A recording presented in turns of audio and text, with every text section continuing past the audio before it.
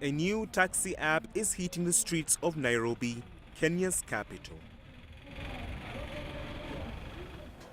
Little Cab is a taxi service created in partnership with Craft Silicon, a local financial technology company, and Kenya's telecommunications firm, Safaricom.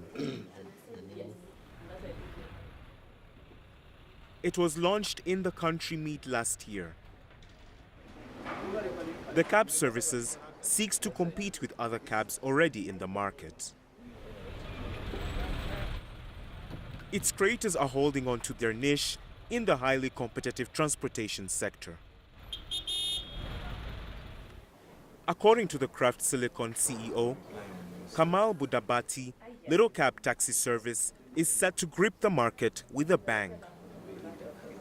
So what we realize is you cannot compete with a company like Uber in terms of capital, because if you start throwing out capital for your promotions, you would be just crushed by these bigger companies. So the only way possibly we could come up, or rather have a differentiator, is to come up with the features which are unique, features which are designed for the local market, and that's where I think we are focusing more on innovations than on capital. The firm charges less than $1 per kilometer and few cents per minute, with no flat-based charge or price surges during peak hours or heavy traffic jams. It is superb. Its drivers make an average of 2,500 rides daily. But according to the Reuters Thompson, the Little Cab is said to have close to 5,000 drivers who can offer 12,000 rides in a day at a peak time. In Kenya, public transports provide very few opportunities for females. A year ago, Lillian Murioki joined the company. She expressed how Little Cab has made her work easier. To me, I think it's a unique company because there's an option for a client to choose from basic. There's a ladybug option. So mostly my clients are ladies and they choose the ladybug.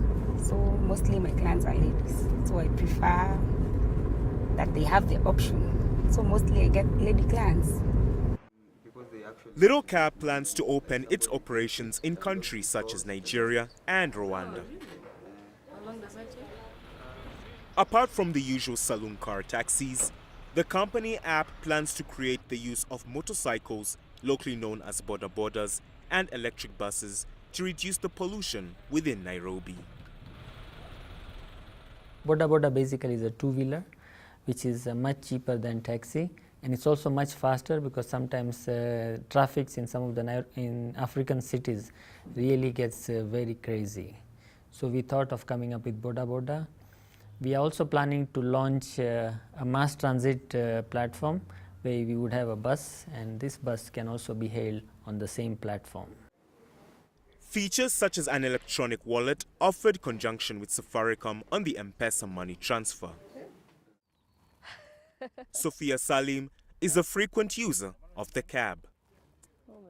Ever since I downloaded the app on my phone, I have found it to be very efficient.